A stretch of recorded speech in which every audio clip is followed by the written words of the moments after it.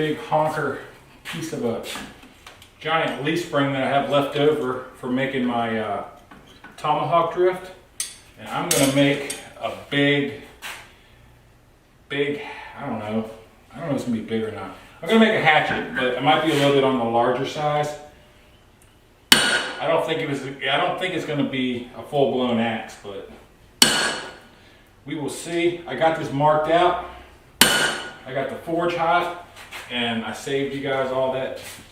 So I'm gonna bring you guys over here to the anvil and show you where we're at so far. So pretty much all I've done is I welded a nib on there for my tongs to hold on to. I marked where I wanted the eye to come through, and I started to drift that hole out.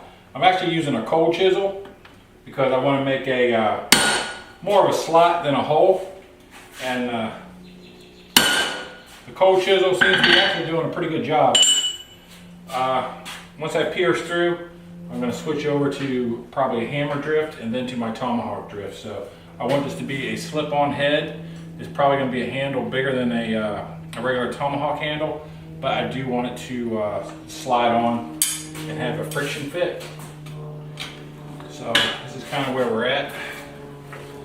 This is what I did before I turned the camera on. I marked here, I welded this on, got the forge hot, and now I'm just starting to drift. So we will bring you back over at the anvil, and yeah, we'll punch through this thing.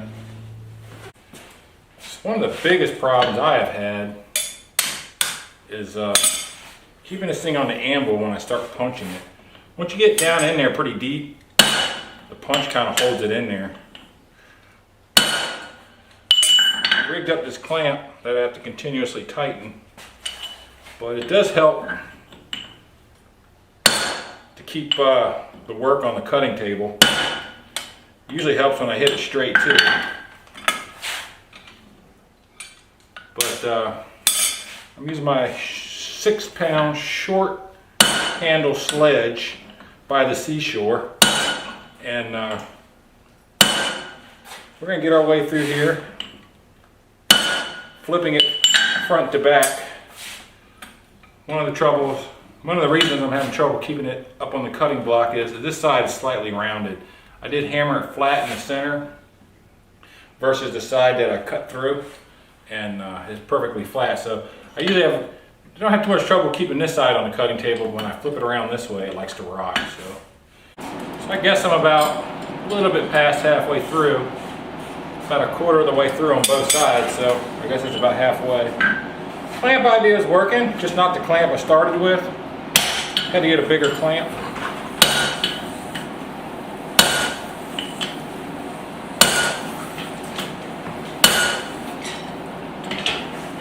So with any luck, I might get through this time. I'm right there.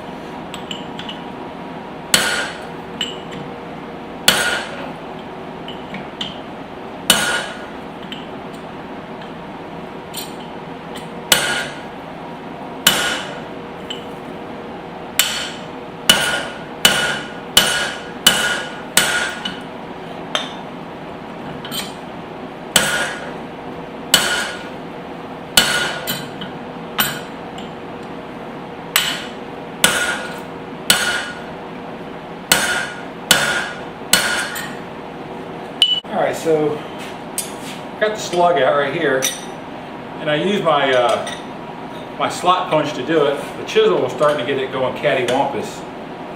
So it's a little bit narrow right here, and a little bit narrow right here. But if you look at my hole down inside there, the hole is nice and centered, so I should be able to correct that when I start drifting it, and should be good to go. The slot is center, but it's kind of like where the cold chisel was a wedge shape. the wedge is kind of off to the side, but I think we're gonna be good. We're gonna be able to fix that, no problem.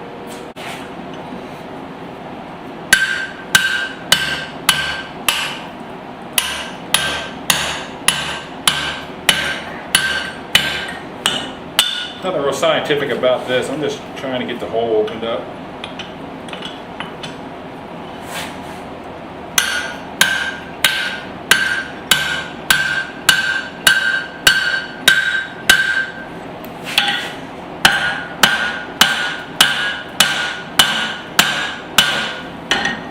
Start correcting this as I go. All right, I'm going to switch to my bigger drift.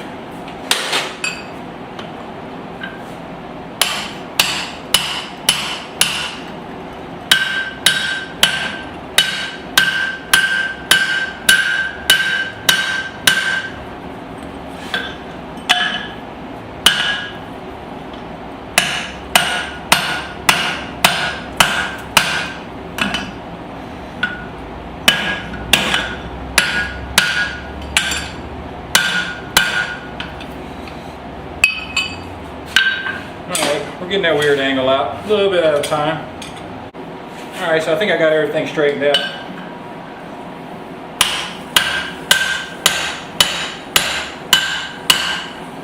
Had I kept going with that cold chisel, I probably would have ruined the piece. But because I stopped and sheared it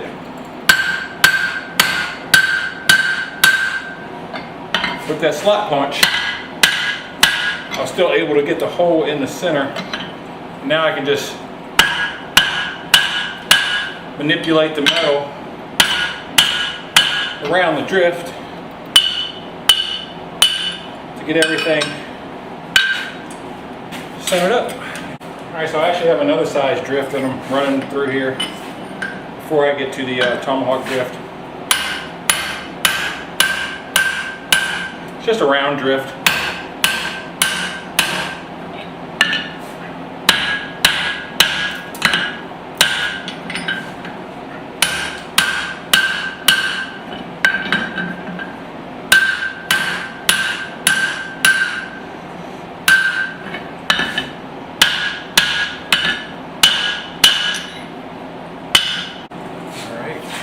Start on this side, and we'll get this thing started.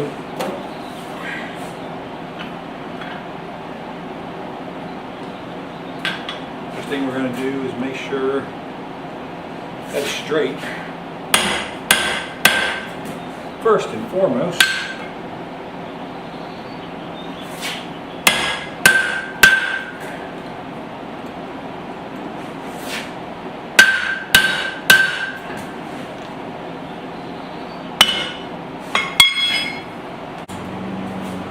This happens to be my first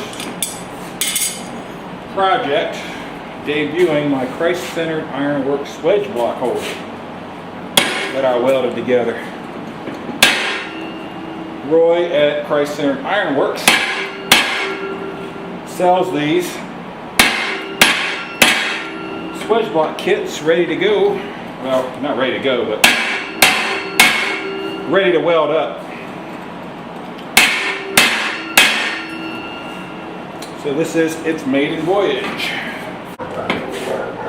Dog got the biggest mouth. Biggest mouth in town.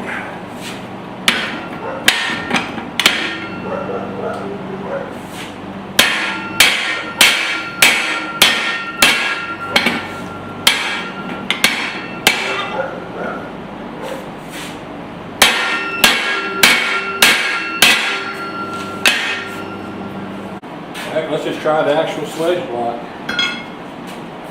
I'm not going to be able to get very deep with it, but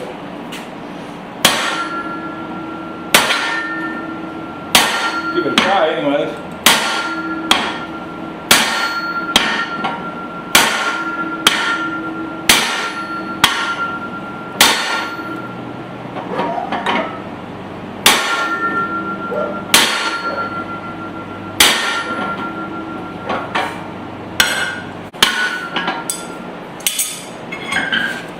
So wedge block seems to be performing well. The holder seems to be performing well.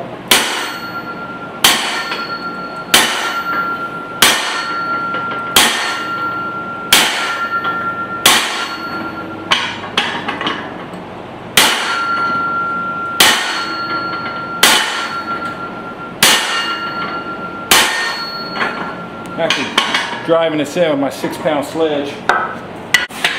Okay, so I'm kind of halfway in between steps. So you're going to see me go back and forth between the swage and the anvil. I'm about halfway. I'm about as far as I can go with that. So I'm about halfway down the drift.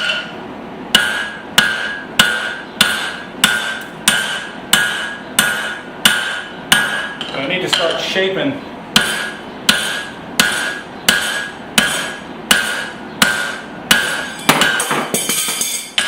the front here, the blade, while I still have enough material to fix any kind of wonkiness with the eye if I have to.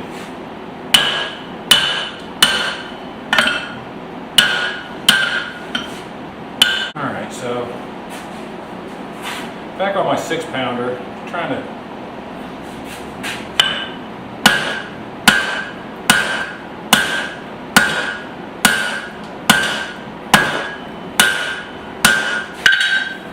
really start to move this metal here.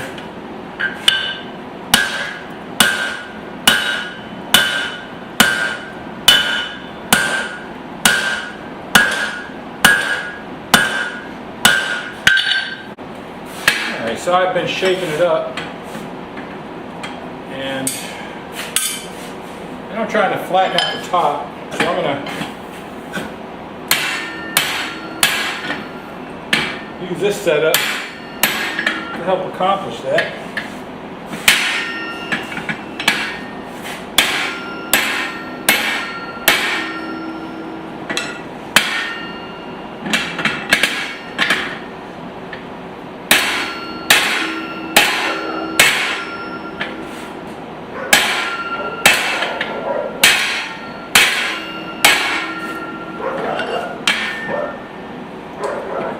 I think that's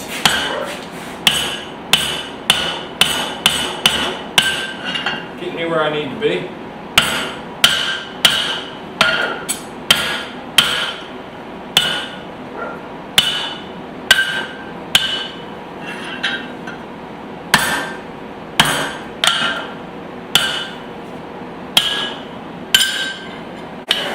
Alright, so I'm going to work on spreading this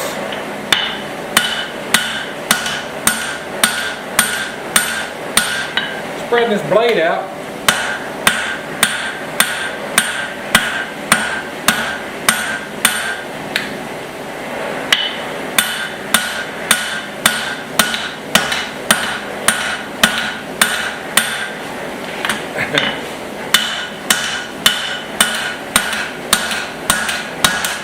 I don't know if you hear that, but there's beeswax on the anvil, and it's popping. I am still widening this thing out with my cross peen.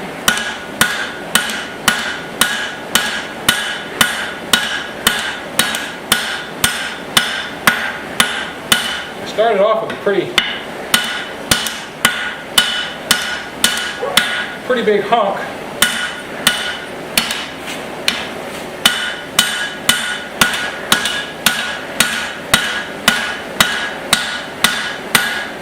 So it's taken several heats to get to this point.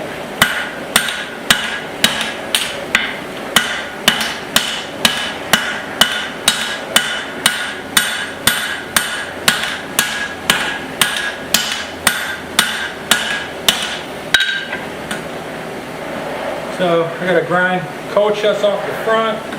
I got to keep this here. This upset at the top and the bottom in check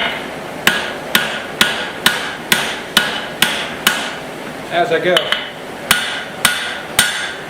I'm going to take a minute to get my guillotine tool out I'm going to isolate just in front of the eye socket.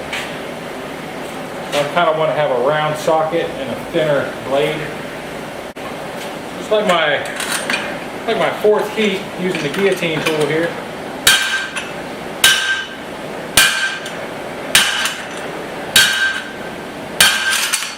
I'm just trying to isolate some metal right in front of the eye. Then I'm going to thin the blade down.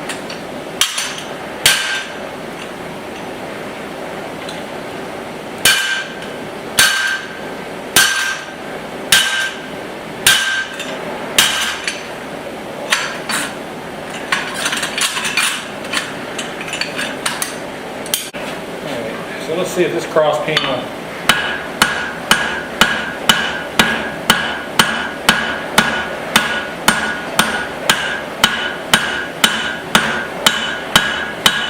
Move this any faster.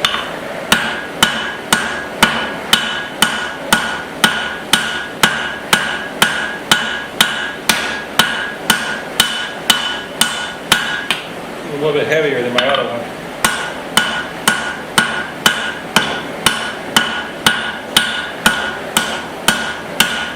And the peen is a lot sharper.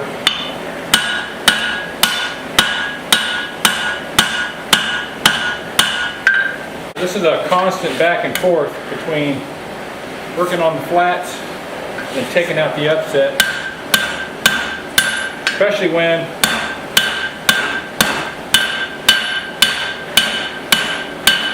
started with such a large piece of metal that was basically a rectangle.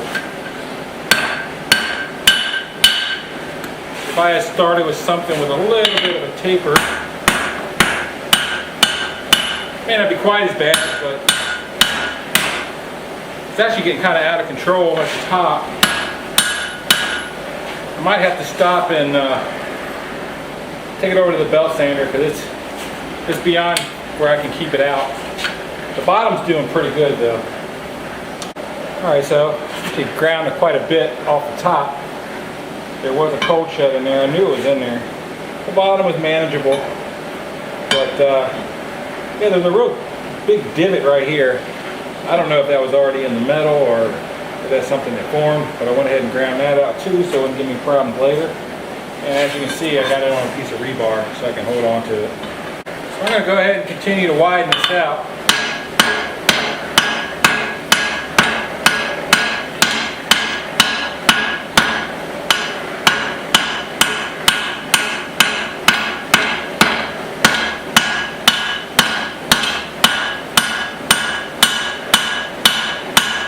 Oh, I'm keeping all this in check.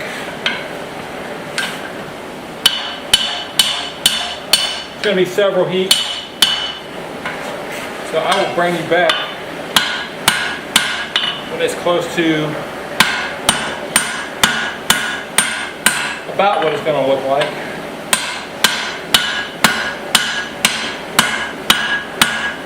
I'm not going to say final shape yet, but alright, so that's how far we've moved it. Work up on the horn here a little bit.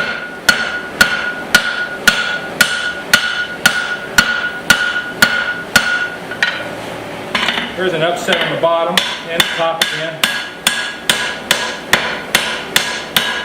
Try to get some of that out. Not too pressed about getting all of it out. Alright, so I'm going to stop on the blade for right now. Just did one normalization cycle. I'm going to turn it around. I'm going to focus on this other end.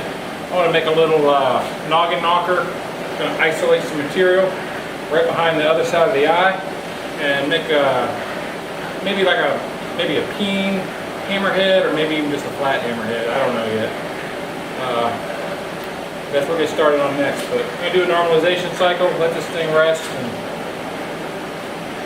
it'll probably be all I do for today, but when I bring you back, it'll be another day, but it'll just be a few seconds for you, so hold on.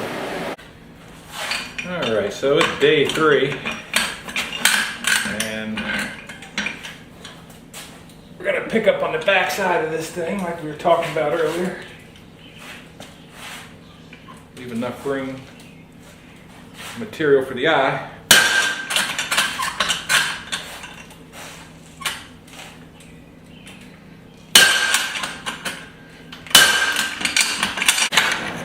Alright, so in a few heats, I'm actually up on the corners,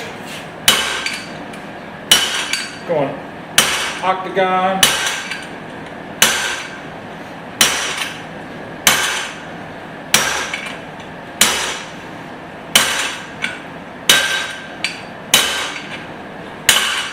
oops. Alrighty, so I'm going to knock these corners off.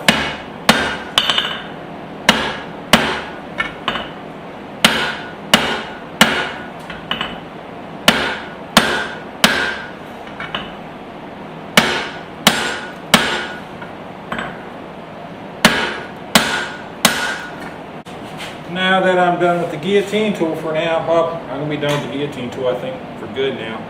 I'm going to go ahead and finish fanning this blade out.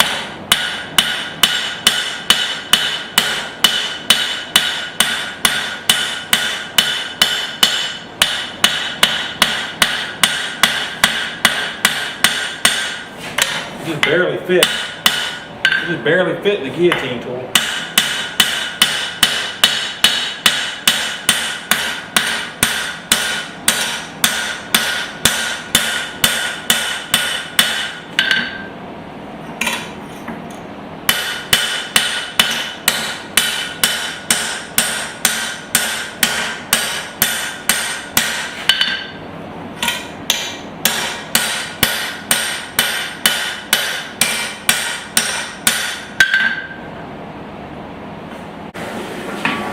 Alright, so I'm going to get the drift back in, get it all situated, and then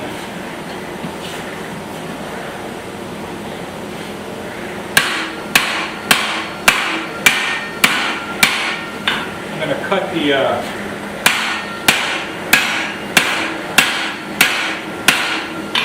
the rebar off. I'm going to use the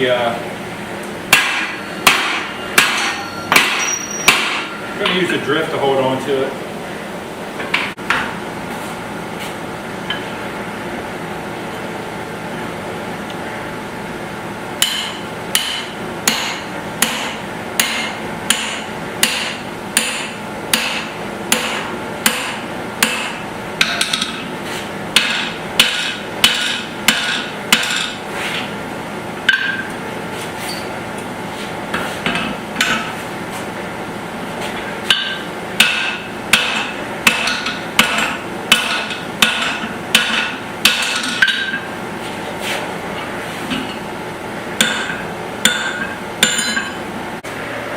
Alright, I got the drift most of the way in, pretty much all the way almost.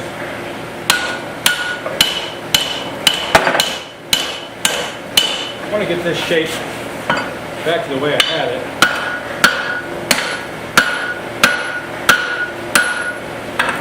Then I'm going to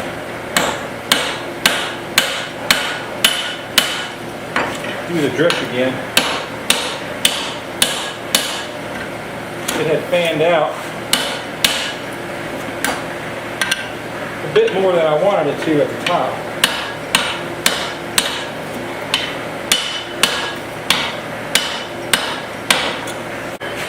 Alright, so I'm just doing some shaping up around the eye. Got some areas I'm just trying to make match from side to side.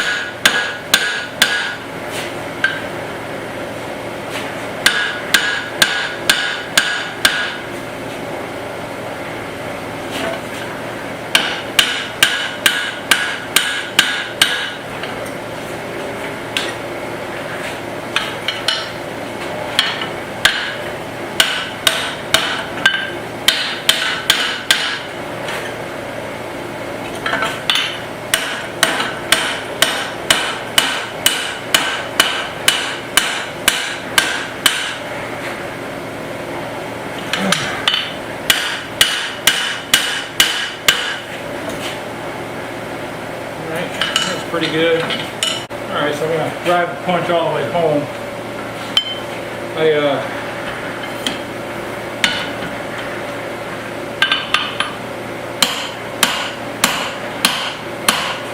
on the cheeks. Now I'm just trying to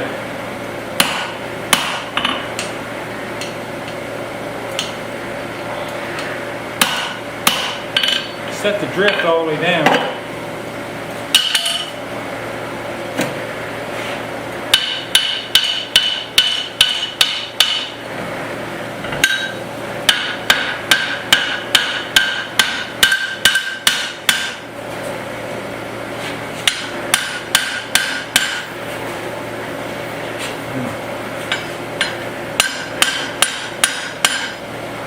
And doing some last minute tweaking here. The blade is just a hair crooked.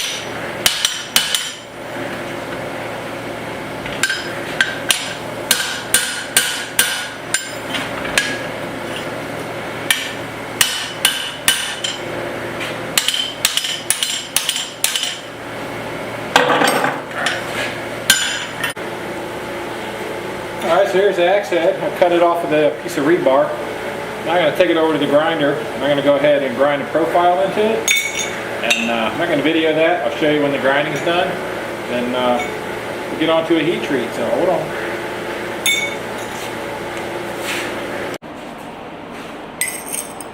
Alright, there it is, off the grinder. I went ahead and took it all the way down, got all the scale off of it. I got it to a medium grit Scotch-Brite finish. I still have to clean the eye up right in here. I'll get rid of that crease, but my rat tail file is dull. I'm going to clean up the inside of this, the bottom too.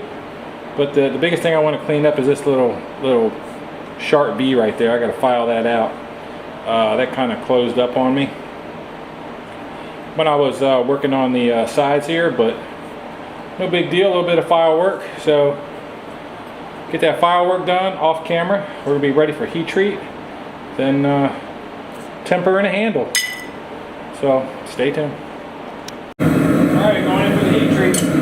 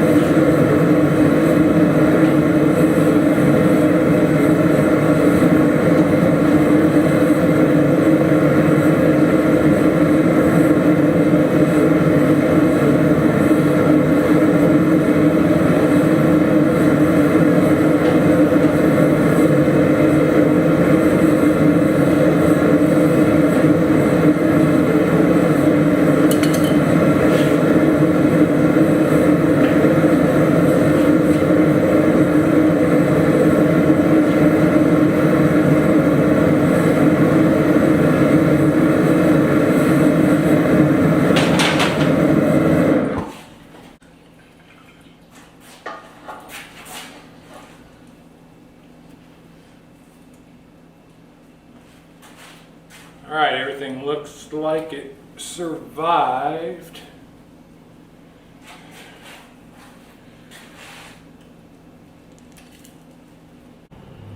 So I'm going to go ahead, I'm going to end this video here. We got the axe head done. I got it at a temper. I went ahead and put the final edge on over at the belt sander. I did rub on some bluing agent to give it a nice black look. Stay tuned and keep your eyes peeled on Instagram. I will go ahead and get some pictures of this with the handle on it, and also look for this on my Etsy store. So this will be up for sale soon, and it will be on Instagram soon to show off the final hafting of it. But I'm gonna go ahead and end the video here for now because it's getting kind of long, and then we'll get you some close-up pictures. And thank everybody for stopping by. So again, like, share, subscribe, all that good stuff. Check me out on YouTube, Rumble. Check me out on Instagram. Check out my Etsy store. So I'm gonna go ahead and shut this one down. Thanks for stopping by, and yeah, we'll see you on the next one.